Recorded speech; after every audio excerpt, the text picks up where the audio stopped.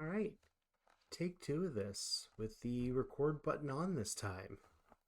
So, welcome to Sanctum Lore Drop, a place where lore that is stored for games being created or campaigns being run gets shared with the world. So, we're doing Pirates and Magic. This is going to be a mixture of a lot of different elements kind of mixed together and kind of created up. We have Mage the Awakening, Dark Eras, a time of pirates and such.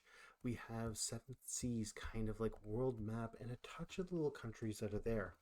And then inspiration from a lot of steamwork and like Girl Genius comics to add Sparkcraft and steampunk as kind of a alternative to the Supernal, though a great deal of madness. And today we're going to do some of the countries that are going to be here. It's kind of the Seven Sea countries with a little bit of a take on how they fit into this new setting and what elements they have. This is probably going to be a multi-part series that might be spread out, but I'm starting with the countries so the characters have something they can base their characters in with this world. So, with that, we're going to start with Avalon. Avalon is three countries that have kind of come together to enter the world stage. Avalon, the Highland March, and Ismore. Avalon itself, or all three of them, is a place of greenery and enchantment. It is said that the Fae sneak out and connect with the people. It is here when it comes to the diamonds and the seers. They have little influence here. There are a few individual mages that are stationed here that the royalty know magic exists. However, they will not be bound by such beings.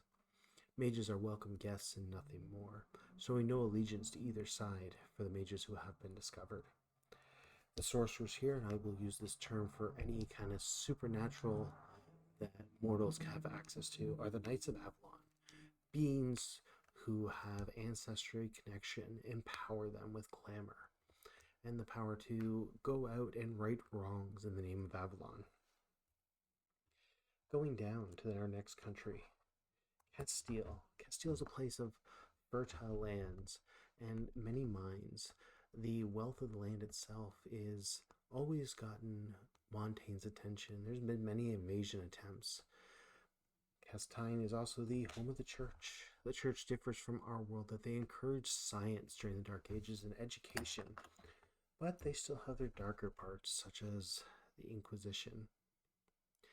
Castile itself is strongly tied to the Diamond Orders, though the Seers have infiltrated in a number of towns, working their way through politics to spread their own means.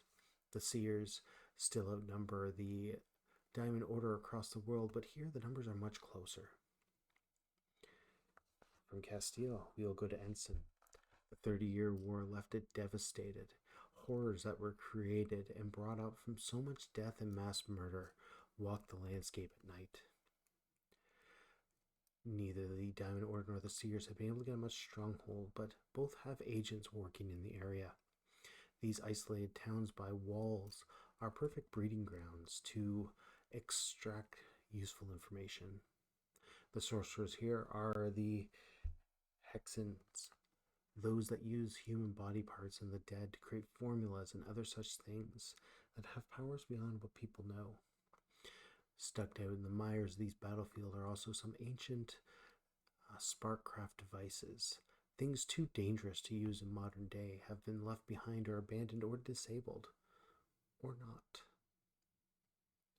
With that, we're going to go to Montaigne. Montaigne is ruled by the Sun King, a being who's declared himself a god, and if rumors stand corrected, is immune to the powers of the Supernal.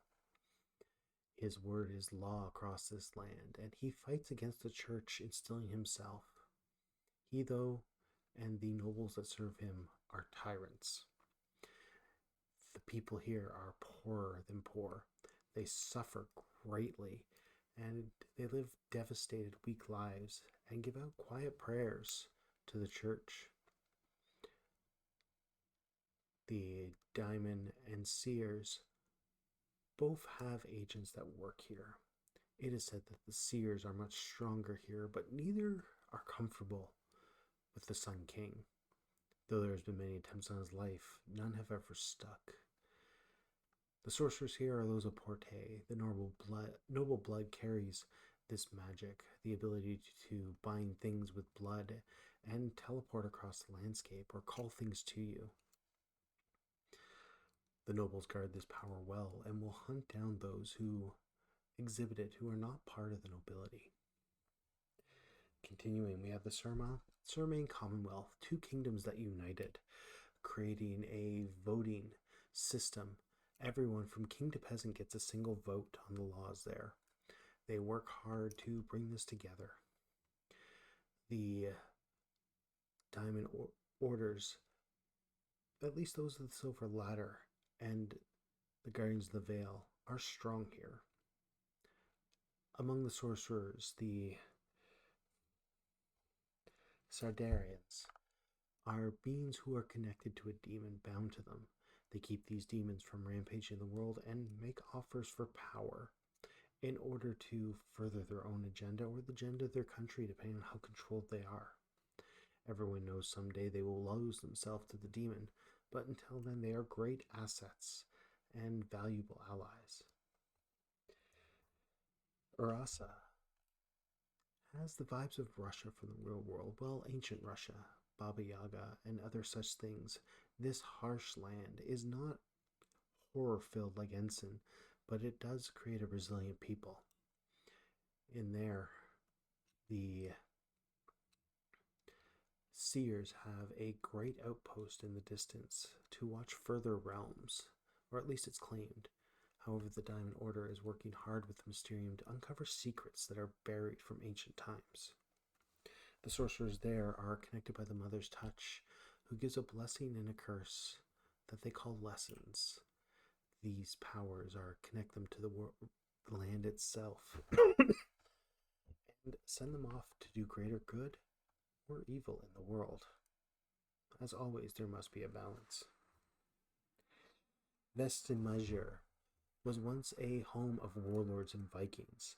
In a short generation, though, they quickly changed their swords and spears to coin and knowledge. Merchants of power and warrior spirits sail across the land, working to better themselves and improve the next generation. They have no magic to speak of, but they study runes to a great depth. It is said some secrets to high speech can be uncovered with studying with some of these sages, though that may be just a rumor.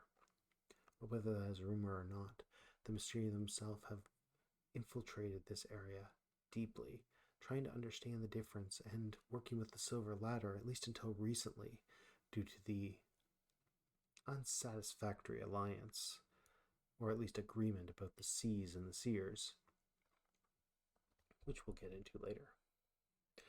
Vordes is a distasteful country, ruled by 7 merchant princes. It is a place of coin, betrayal, and disparity.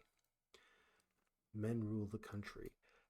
Women have very little rights. However, women possess the power of the sort, the ability to rewrite threads of fate. Unfortunately, they didn't allow them to be educated or other such things, creating kind of an awful dichotomy. The Seers push this even further, attempting to use this as a stronghold for themselves across the whole country. It is here where one must be careful both for the environment, the magic, and the dangers presented. With that, those are a basic, quick overline of the different countries, at least where we'll be starting. As we play the game, things may change. In the next video, I hope to either talk about the Sparkcraft, steampunk elements, or get deeper into the mages. We'll see where it takes. We'll see if it's going to be recorded. But for now, that has been a Sanctum lore drop for one of our campaigns. I hope everyone is having a fantastic week, and I will see you at the table. Bye for now.